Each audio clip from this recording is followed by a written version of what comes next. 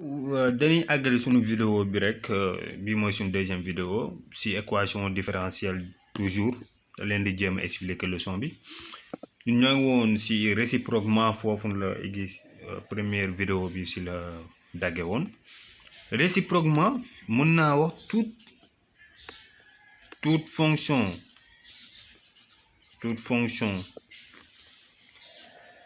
fonction f de x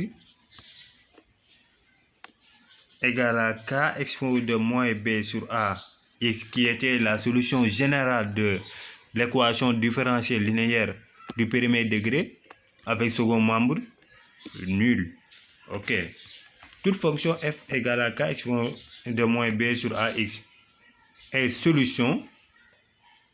genre réciproquement bi donc est telle solution là war a def est telle solution dama def point d'interrogation. Donc ñëpp xam na ni équation différentielle linéaire du premier ordre est s'écrit sous la forme a f' plus b f égale bu fekkee f de x égale à k exposé de moins b sur a x. Donc lan laay def d'abord égal à 0 mooy équation différentielle linéaire d'abord jox nañ ma f de x donc d'abord damay jéem a f de x égale à ça k exposé de moins b sur a x. Donc dérivé de k de f de x lan lay nekk dérivé d'une constante mën naa ko def u fois v su ma neexee u fois v égale à u prime avec u égale à k su ma neexee xam nga dérivé de u prime day nekk 0 donc mën naa ko def directement donc fii dérivé bi lan lay nekk mën naa jël dérivé bii rek exposé de moins b sur ax donc fii day nekk lan égal à a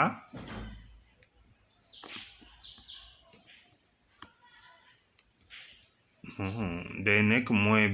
u prime day nekk moins b sur a dérivé de exposé de u égale u prime exposé de u moins b sur a exposé de moins b sur a x. D'accord. Donc k quoi k def si bokk dérivé de ça day nekk k bi constante la jarul ma koy def donc mun naa ko ñëw def directement dérivé de f' de x égale à mun naa ko jël exposé de u donc day nekk u prime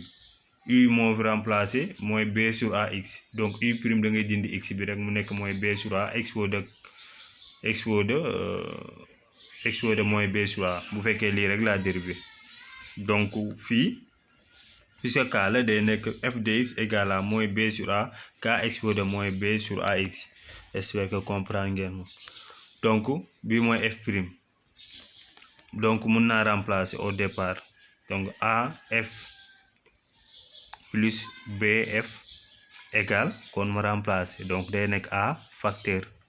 dérivé de f prime day nekk lan moins b sur a k exposé de moins b sur ax plus b f de x tamit day nekk lan moins b sur a k non dama juum f de x égale à k exposé de moins b sur a x. D'accord. F de x rek la remplace égal mu def égal mu ram on sait que a et a la multiplication su ma amee a fois b sur a avec a différent de 0 donc mën naa simplifier a yi donc fii day nekk lan moins b k exposé de moins b sur ax plus xam nga fii dafa nekkoon b facteur de k donc mën naa def b k exposé de moins b sur ax moins b k exposé de moins b sur ax plus b k exposé de moins b sur ax égale à 0 donc réciproquement yi aussi daf koy vérifier donc fii li nu mën a wax donc mën nañ wax que f de x égale à k exposé de moins b sur ax est solution l'équation différentielle linéaire du premier ordre. D'accord. Donc théorème bi mun na nekk mun nañu bind toute fonction f wala théorème f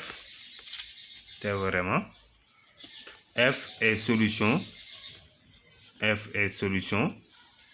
de bu fekkee f solution la de E1 si f est solution la de l'équation linéaire différentielle linéaire si et seulement si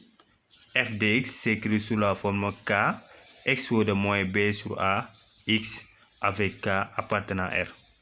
À chaque fois équation différentielle linéaire homogène du premier ordre f solution là si et seulement si f de x s'écrit sous la forme k expo de moins b sur a x avec k appartenant à R. D'accord. Donc on peut remarquer aussi que E de 1 0 l'équation linéaire du premier équation différentielle linéaire peut posséder une infinité de solutions. Possède une infinité de solutions. D'accord. Donc à chaque fois pour résoudre une équation différentielle linéaire donc du premier degré, pour résoudre ça, donc on applique tout simplement résoudre E de 1 0. Donc su ma joxee benn équation différentielle a y prime plus b y égale à 0, la solution générale dafay nekk y égale à k expo de moins b sur a y là. D'accord. f de x égale à y égale à f de x, donc f de x égale à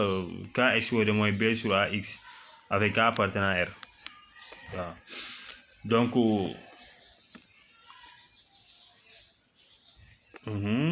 je pense que les mooy équation première kii bi étape bi, je pense que loolu la. Donc parmi toutes les solutions de E de 1 0 il existe une seule qui prend la valeur y 0 en x 0. D'accord. Par exemple su ma joxoon benn exercice bi nga xam ni ñu jox ma ñun ma chercher la solution bon exercice la jël chercher la solution g de E de 1 0. E de 1 0 tel que g de x 0 égale à y 0. fii condition bi fii dem si war a sax préciser bu ma waxee ma résoudre une équation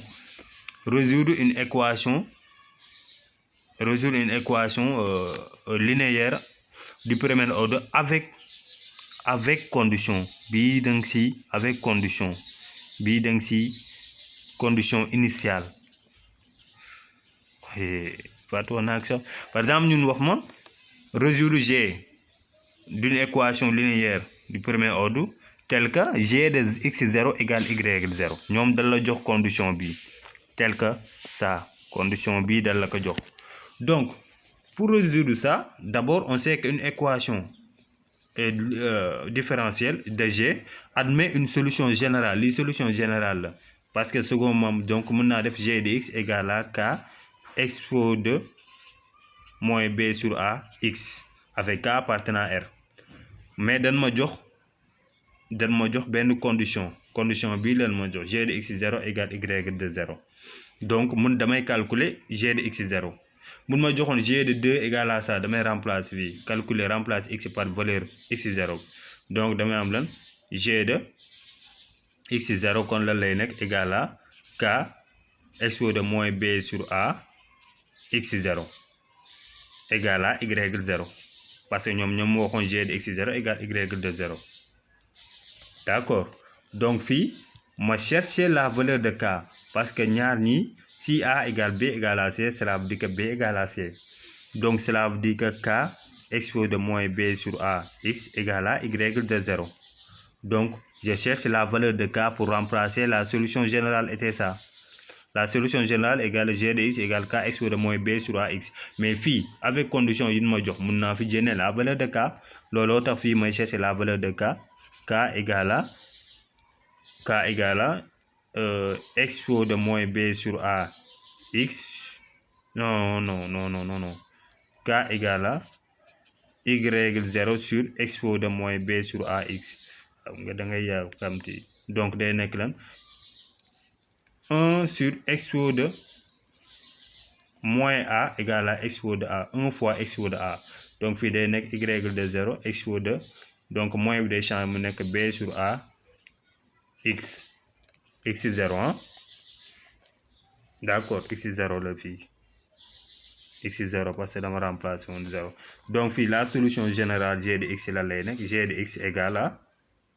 g de x égale xam nga g de x au départ dafa nekkoon solution générale égale k exposé de moins b sur ax mais fii joxoon nañ ma benn